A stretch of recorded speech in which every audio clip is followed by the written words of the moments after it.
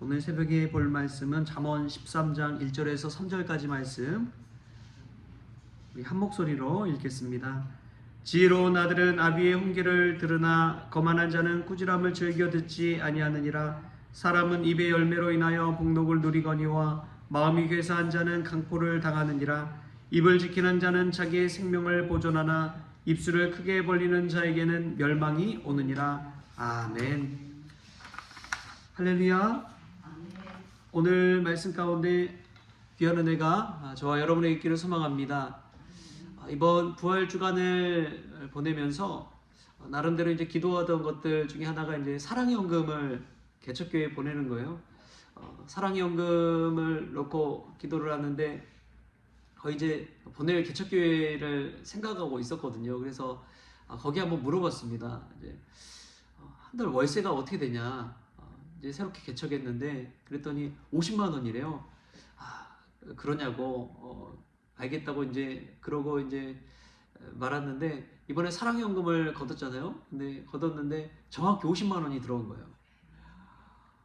열 몇 명이 이제 이렇게 내셨는데 그걸 보고 제가 얼마나 놀랬던지, 야, 하나님 정확하신 분이구나. 뭐 51만 원도 아니고 49만 원도 아니고 50만 원 정확히 딱 맞춰가지고 주신 것 보고 다른 사람들은 모르겠어요. 근데 저는 알잖아요.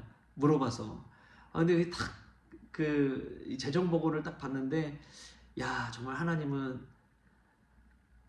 정확하신 분이구나. 어떻게 하나도 틀리지 않고 그렇게 딱 맞춰서 이렇게 하나님 주셨을까 생각하니까 얼마나 놀랍든지요.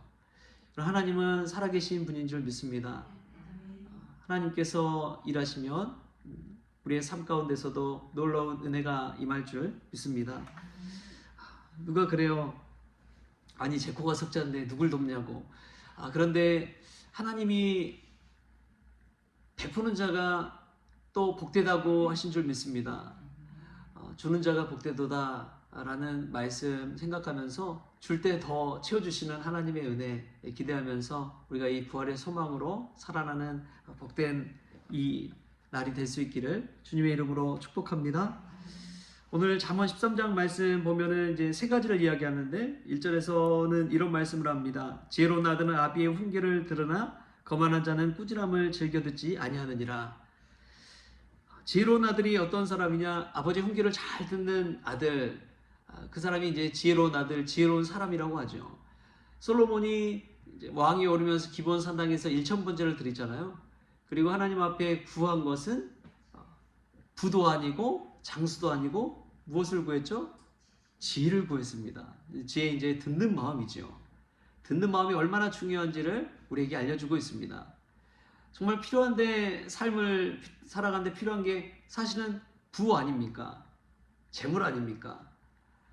요즘 같은 이 자본주의 시대 속에서 이 재물이 없으면 어떻게 살아갑니까? 또 아무리 많은 부가 있다고 해도 건강하지 못하면, 생명이 없으면, 장수하지 못하면 그 모든 거 어떻게 누리며 살겠습니까? 참 너무나 귀한 것들이죠. 그러나 솔로몬은 자신이 왕 위에 오르면서 구한 것은 듣는 마음, 지혜였습니다. 그 지혜로 부도 장수도 다 얻을 수 있을 뿐만 아니라 무엇보다도 자신의 위치에서 꼭 필요한 것은 지혜였기 때문에 그렇습니다. 영적인 분별력이 필요했기 때문에 그런 것이죠. 해야 할 일, 하지 말아야 할 일, 우선해야 할 일, 나중에 해야 할 일. 또 사람들이 그냥 말하더라도 그 말 속에 참된 진리를 깨닫고 그래서 어떻게 하나님의 뜻으로 맞춰갈 수 있는지 깨닫는 지혜. 이런 것이 얼마나 귀한지요. 솔로몬은 이 지혜를 구했습니다. 이 듣는 마음을 가지고 인생을 살아가는 것, 또 왕의 자리에서 맡겨진 일을 감당하는 것 얼마나 귀한 일인지요. 솔로몬만 그러겠습니까? 저와 여러분도 마찬가지 아닙니까?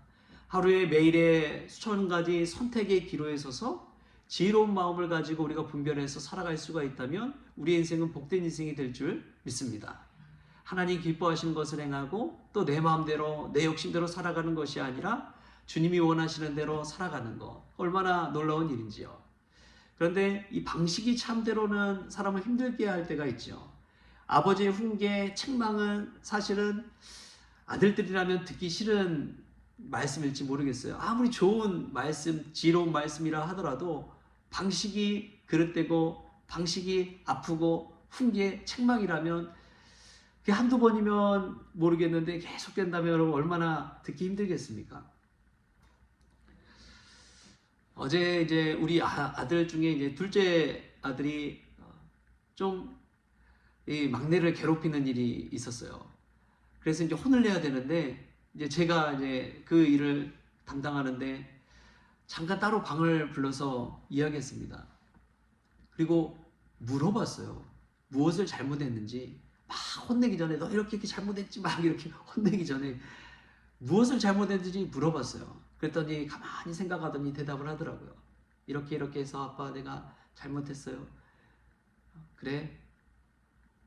그러면 몇 대 맞을래? 고민하다가 한 대 맞는데요. 손바닥을 내라고 하고 매로 세게 탁 때리는 것이 아니라 살짝 탁 때렸어요. 그랬더니 얘가 눈물이 펑 터지더라고요. 그리고 이제 안아줬죠. 그리고 나서 가서 이제 아이한테 사과하라고 동생한테. 동생도 귀한 인격 아니냐. 또 한 사람의 소중한 인격체 아니냐. 그래서 사과를 하더라고요. 여러분 훈계라는 것이 정말 귀하고 바른 것, 또 책망이란 것이 그냥 강압적으로만 되는 것이 아니더라고요.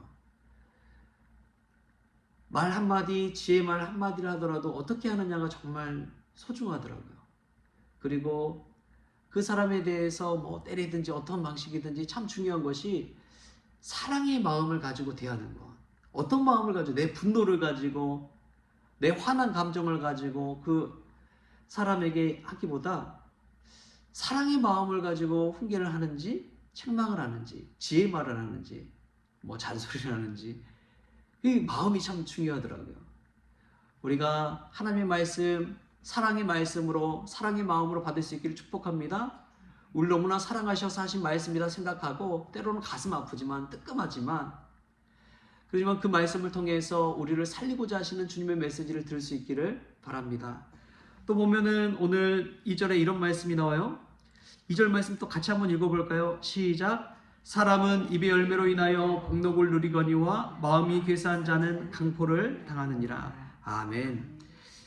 입의 열매로 말미암아 사람은 복록을 누린다고 했습니다. 우리가 하는 말은 그냥 단순한 소리가 아니라 삶을 결정짓는 축복의 열매인 줄 믿습니다. 믿음의 고백을 통해서 감사의 말을 통해서 격려의 말을 통해서 우리 가정이 살아나고 관계가 회복되고 우리 공동체가 살아날 줄 믿습니다. 그러나 욕심과 악한 말과 자기 자신의 이기적인 그 생각을 하는 말은 다른 사람에게 상처를 줄 뿐만 아니라 결국엔 자기 자신까지 파괴해 버립니다. 얼마나 무서운 일인지요. 오늘 새벽에 우리의 입술을 주님께 드리기를 원합니다.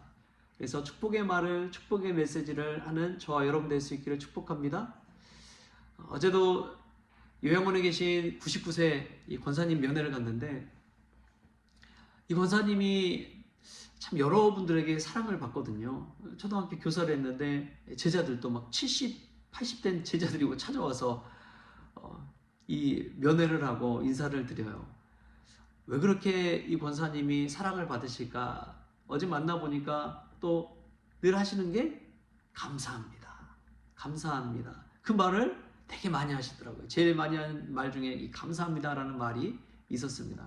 그러니까 이 감사하다는 그 표현, 그리고 늘 겸손하게 이야기하시는 그 모습, 그 하나하나가 사람들을 끌고 사람들에게 힘을 주고 또 은혜가 되는 것이죠.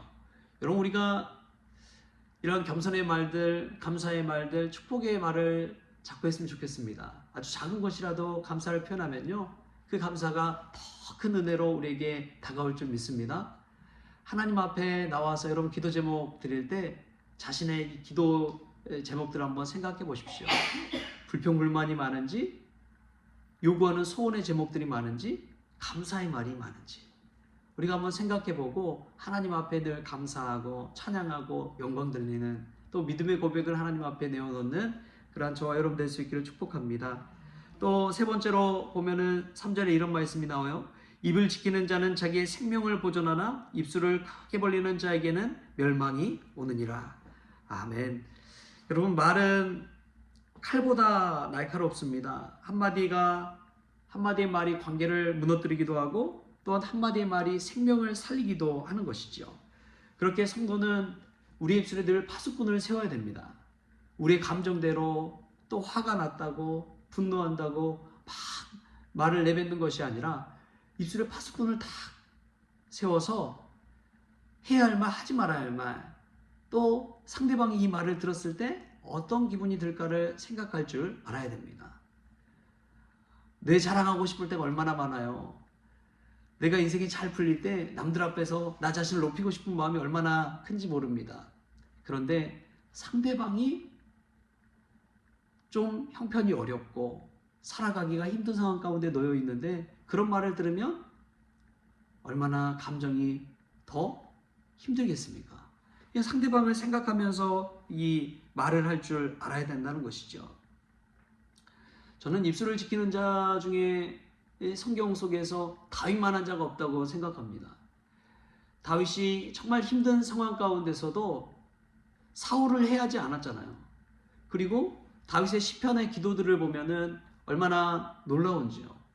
그 어려운 상황 가운데서도 나의 주 하나님, 나의 반석이신 하나님, 나의 요새가 되신 하나님, 나의 산성이 되신 하나님, 나의 힘이 되신 여호와여, 내가 주를 사랑하나이다 늘 고백하잖아요.